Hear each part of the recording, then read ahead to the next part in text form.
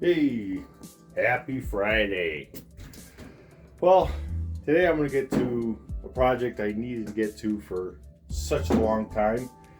I've had it for a while. It's a 12x6 grill. That was the biggest grill that I could find at the lumber yard out here. And what that's going to be for combustion air for the boiler. So let's go where the boiler is, and which is in here. Turn on some lights. Nobody's here, which is good. All right, so I'm on the first floor, area that I finished a long time ago. Well, not a long time, last year. We bought the house 2021, and I did the basement in a few months. Well, I always want to say basement, but there's a door. Here, let me show you. There's a door. You go outside, and there's a window to look outside. See? So is that a first floor or what? That'd be a first floor in my opinion. But anyways. I need to get in here is the boiler, and there's a little opening underneath the door. I know I have everything up high. You know, I left all the joists wide open up high so air could get sucked all from back through here. You know, fresh air. That would make up for the high, but for the low, I need down there. I need to be 12 inches off the floor. I'm not going to ruin this beautiful door. Nope. That's crazy. I didn't finish this side. It is rough. And that side is done. That side's done. That side's not. But it's in the boiler room. But I'm not going to put a grill in the door. There's no way I'm going to cut it into a solid alder door. Nope. So what I decided to do is cut here instead. Cut into the grill here. There's a stud. You can see the nails. Nails are here. And there's nails here. So the stud's between here and here.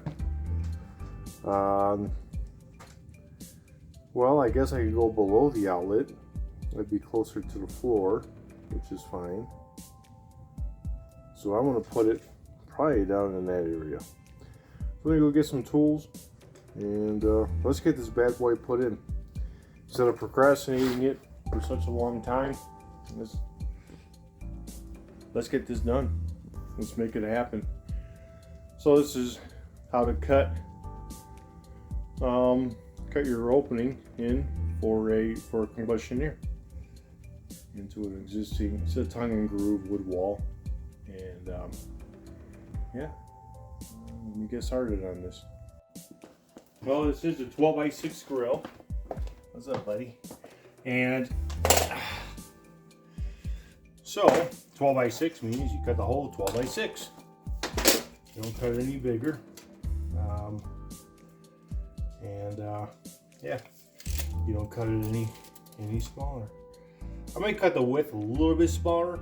I may go 11 3/4 because the way the screw holes are, they're tight. I mean, 12 is fine. I just want the wood splitting.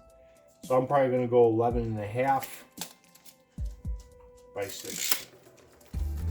So I'll go 11.5 by 6. Oh, tool for this type of stuff. Let's see.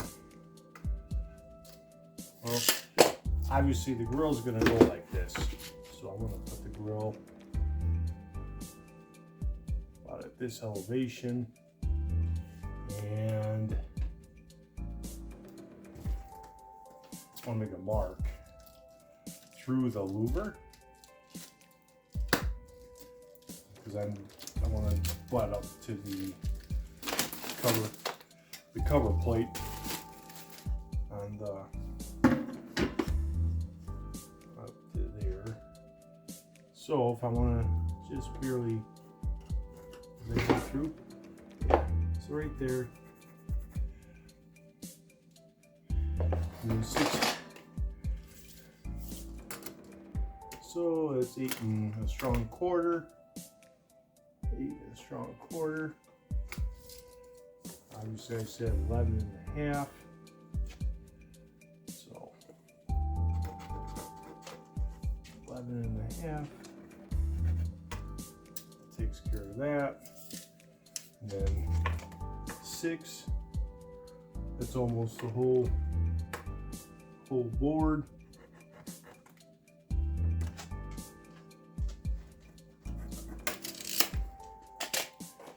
Use this as a straight edge.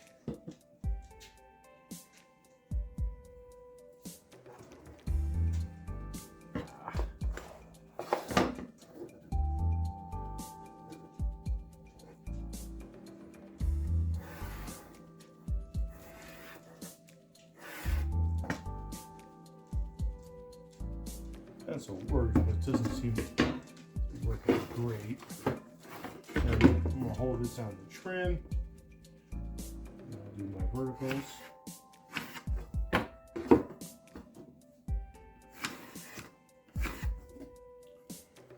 And then this way.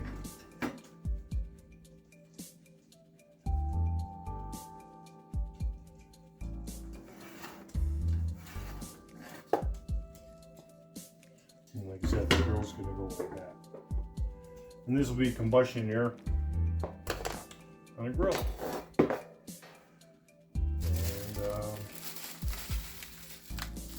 we'll get her cut.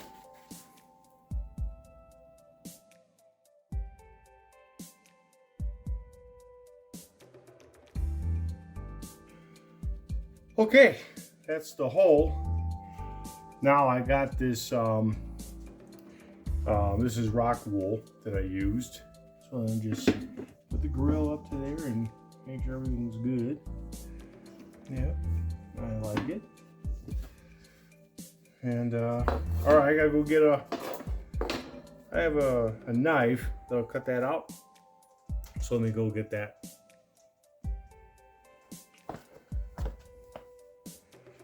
Okay, got the knife. We're just gonna. Find the boilers right there.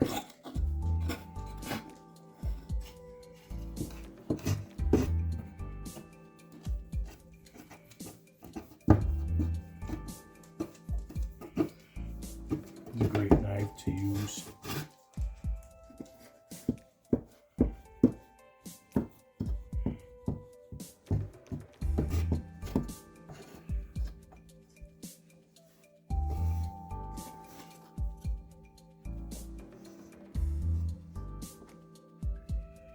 There we go.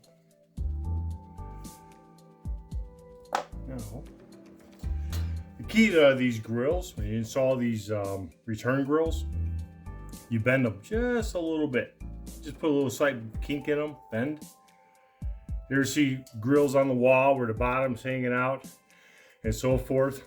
Since this is at the bottom, I want the fins to be down. I don't want them up where you can see inside there. See the difference? You can see inside the grill versus you put the fins down, you don't. And that's actually the proper way of installing return grills. But yeah, you just put a little kink in it. There's a little tiny bow. When you get that snug, all 4 sides stay nice and tight. So let's get her installed. Let's get her installed. Very easy. It's not rocket science, but it's a pro tip on how to install return grills. You always put a little bend onto where the screw part is to keep the grill perfect on all 4 corners. I'm sure you've seen grills in the past where You can see, oh, is that a true Phillips? Oh.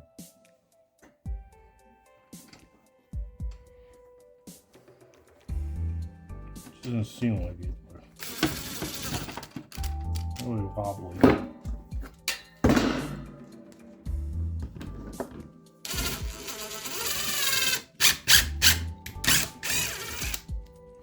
Sometimes it's easier to do a start like that.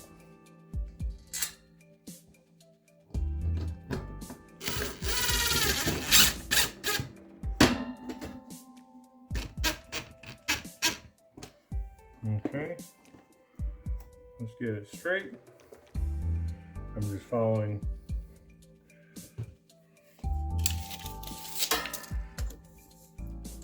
top of that is 8 7/8. 8 7/8. We're golden. We've been wanting to do this for a while, and I just never have. And that's that, guys. That's the end of that.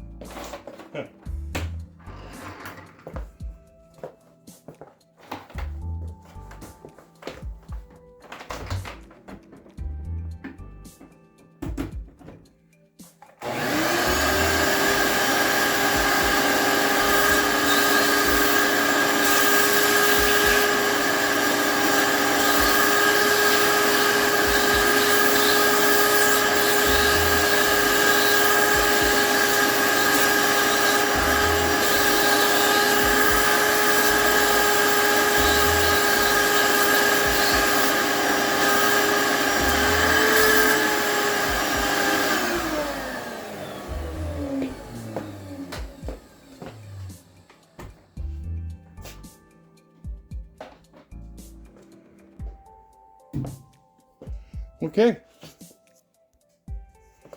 there she is, 12x6 return grill.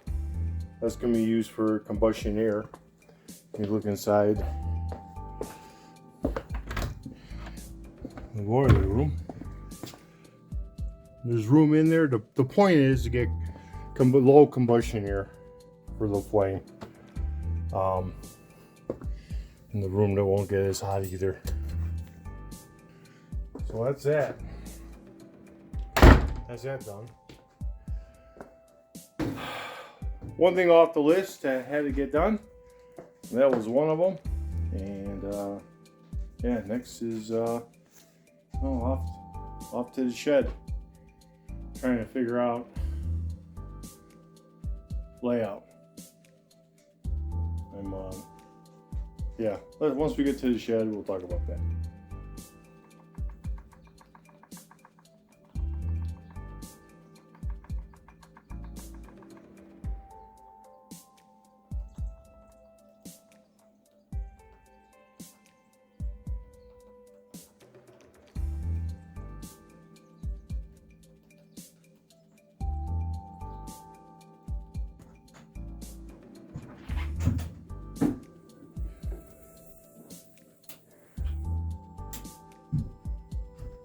Oh, hey. Yeah, now we're in the shed. So I just put on that combustion air, the grill for the combustion air. This is my big dilemma. How do I really want I want this, it's a shed, but it's actually a workshop. My little mini workshop. It's 16 deep from the door to the back wall, 16. And from side to side is 12. And I just built the shed the end of last year, and so I get my truck in the garage through the winter time. And we are in April, and we're getting close to where I can start doing projects and using my tool shed, my workshop, put it to use. And I just don't know what to do. I don't know. I know I got this big table. I built this custom. I actually had a table saw, I had my miter saw, flipping dough. It was a really cool setup back in the day. And it worked good for what I was doing. I was doing some artwork. Started out with a couple tools, and now I've accumulated so many different tools. Still nowhere near of what I used to have when I was a contractor. We won't get into that stuff. Makes me sad. But I've been buying tools again. All my tools were stolen. About $50,000 worth of tools. And, yeah, never did replace them. You know, I figured 25 years of collecting tools. Yeah, it was a shame that happened. But I'm trying to figure out how to set up my shed. That's my big goal today. I don't know. Let's do a look around and see what you think. Okay, so basically when you come to the door, I got my table saw set up. It's all Eddie rigged. You know, it's not ideal. You know, like I said, I wish it would have been nice if I would have gone another 4 feet that way, but then I would have had to get permits and all that garbage, and I didn't feel like doing that. So I have a solid 2-foot bench, so 12 foot across, 2 foot, and then I have another, I don't know, is that 10 feet from here to the wall. And, you know, like I said, I'm just throwing stuff together, putting stuff on walls so I can find stuff. And is it really the way I really want it? No, it was just a real quick, get it out of the garage, get all the tools out of there, get them in the workshop where they belong. And you know, what's really sad, where I put the grill on, and I was thinking about it, you know, a couple weeks ago. I was like, that would have been a really nice workshop. You know, I turned it into basically like a second living quarters. We thought about doing an Airbnb. It was originally meant for family. It's being used by family, my daughter. And so there's a bedroom, a full kitchen, 3/4 baths, got the little dining, you know, dinette with family room area, fireplace. Nice setup. But if I didn't do all that work, and if I would have done that whole area as a workshop, that would have been pretty sweet, because I could have brought in long stuff through the garage, through the laundry room, still had the door set up, and could have brought materials in that way. The other side door materials could have been brought in that way. But you know, it is what it is. At the time, you know, when you're looking out for family and you do what is best at the time. And it's still best. I don't regret doing that lower level. It was just something I was thinking about. I'm like, man, that would have been a nice workshop for me without having to build this and sacrificing space. So I believe from front to back is 26 or 28 feet deep. And it's about, well, from the fireplace to the outside wall, I think that was 17 feet, and then it jogs over like where the kitchen area is. That's another, I think, 8 feet, so 25. So it would have been like a 26 by 25 area almost, with that zigzag where the fireplace boiler is. But, well, that's that. Not a big deal. It is what it is. But, you know, I was just thinking about that, and I'm like, man, I could have made that into a killer wood shop. Because everything was sealed from the upstairs, had its own heating system, and what's really nice, I had hot water heat. I have hot water heat. There's no air conditioning, doesn't need it up here. And so dust and all that stuff wouldn't have gotten into the furnace system. So, and plus with a bathroom down there, you know, you could clean up after you're done, plus use the washroom. But who knows, I probably would have had a fridge down there, instead of it in the garage. I probably would have put a little counter, you know. Maybe I would have put a wet sink in there. I still might, maybe the one wall, maybe I would have done something. But here, I'm trying to figure out what to do here. This is the main thing. I know I got to do electric. I got to get electric in here. All this BX lots of it, plenty of it to do the whole thing. I wouldn't even attempt to do it in Romex. I just, you know, I don't have to be overcautious, but I know I want to get an outlet there, an outlet there. So maybe one in the center, maybe 1, 2 here, and then 1, 2 here. Maybe just throw down another outlet here. I would have a switch here. Because yeah, right now it is Spaghettiville, USA, with wires. Just get lighting in here and so forth. I'm running an extension cord from the outlet. I would be running. I have underground. I got this seal tight. This should be enough to get from the house to the shed. It's steel coated inside, it's 3/4. I think I got enough. So I would run that from this corner up to a 1900 box, all the way to that outlet box where the receptacle plate is. I would rather run new wiring from there up over to the panel. So on that note, what do I do in here? So I'm gonna screw around, take some measurements, and I think I'm gonna move the table saw again. I'm just gonna move some stuff around and see if I like it. I'm just yeah, I'm not happy. This big table is definitely my culprit. This big table here, it's messing me up, and I don't know how to. I don't know what to do. I really don't. I know I had spent a lot of time covering this up because see, this table saw, the other one burnt up. So I bought another one. I don't think it would fit in here. It's possible. Maybe I could put the table saw back in here, and then that would be a nice, it'd be a nice bench for a table saw. We'll see. All right, I'm gonna play around.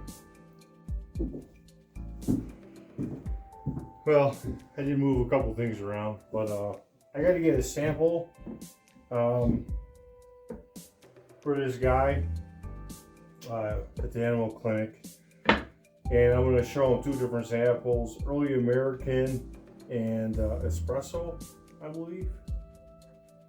One's a Minwax, and I like Old Masters. Old Masters been one of my favorites for years, since the 80s. But I know Minwax, they got good product too, but hey, when you like something, you like it. So I don't get any stain on me. So the goal is I'm gonna get 2 samples on the same board. This project consists of basically just painting for the most part, and whoever previously did some tile work, and they put like a little, I don't know, 1/2 inch by 3.5 inches tall piece of plywood, and they just used construction glue to glue tile to it. Well, along a 10-foot wall, the only remaining wood left is man, I hate wasting foam brushes, but you know, you gotta do what you gotta do. I wonder if I can, I wonder if this will work. So this old 3-inch. So I'm gonna do 1/2. I don't have any blue tape out here. We'll get 1/2 done. We'll get a division. I just, you know what? Electrical tape. That'll work. Always will do the job.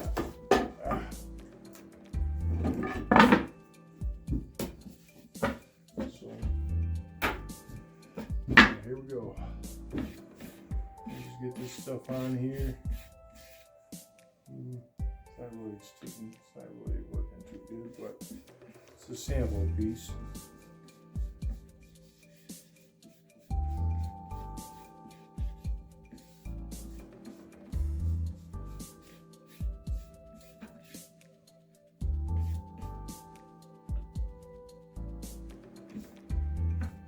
this put on.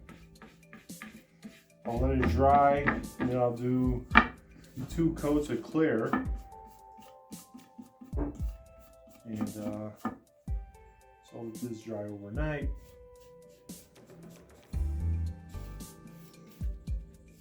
I want this to really get into this. You know, I should really, well, it is what it is. So if I get stain on this butcher block, that's life. So basically, put it on like that, and you wipe it. It's a wiping stain.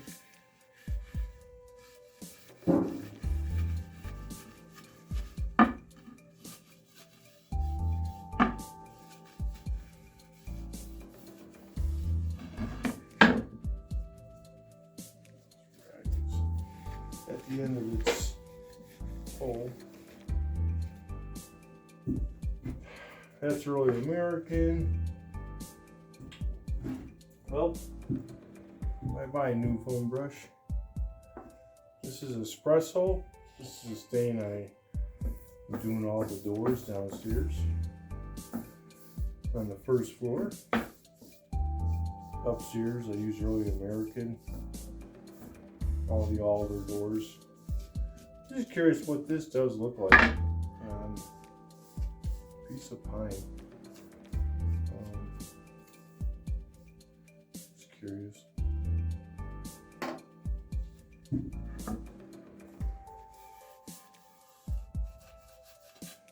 think that's going to be the winner. Do I have any more rags? Rags.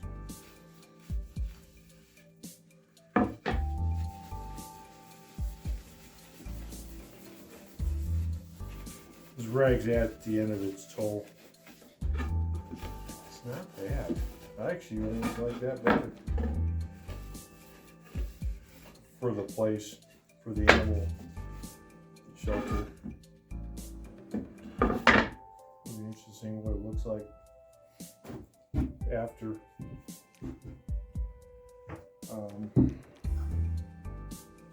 Yeah. So I'm just gonna let that dry. And that'll be that. I'll show you what I did with the shop. Nothing. I just moved a couple of tables.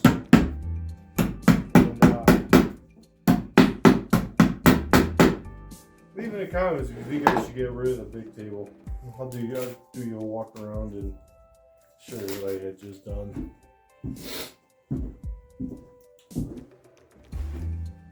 So from the door, the big table that was here, I moved that table there.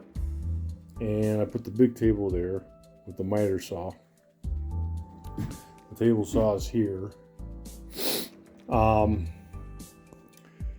that's why a lot of things could happen. I could either take all this apart off this table, take the table saw off, and then just use the regular table saw stand. Thought about that. And, be portable. I don't know. I just having a tough time in here. I don't know why. I'm usually pretty good with this stuff. That's what's crazy. I'm not happy with to keep moving stuff around. That's no fun. I want to be able to come in, hit a station, more or less have stations. And obviously, we all know it's too small of a space to have all these separate stations. That's why I have everything on wheels. So I can move stuff around, wheel it around. And I'm just trying to utilize and figure out what is the best way for me to do this. It's like my miter saw. I would rather have my DeWalt miter saw. I also have a stand on the wall.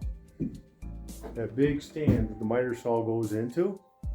I mean, I can put that here, and if I have something long, that's why I would put the miter saw against the wall where the door is. If there's something long, prop the door open, and the long pieces could just extend out the door and come through. That was my original. If I retire that saw, I was using that saw for like rough lumber cuts, which is great, like decks or just cutting 2x4s, whatever, just rough cuts. That's that saw's job. And then this saw is for cutting trim. You can see I got the, I don't know, 80 tooth or 120 tooth, whatever blade in there. And it won't fit in there now. I have to do some cutting.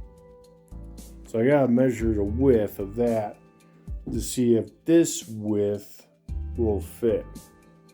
I would have to take this off probably on each side where it's just this metal edge end to end, but these are good for picking it up. Right now I got the yellow braces, yellow hooks on that hook on to the miter saw horse, whatever. Yeah, this is my dilemma. You know, when it's not on the horse, can I drop it onto there? But that's only so wide. I got to do a lot of measuring in here. Obviously, let this dry. This is espresso. They got a darker tile there, so I think that might be too light. I think they would probably go with the espresso. So I just need one board.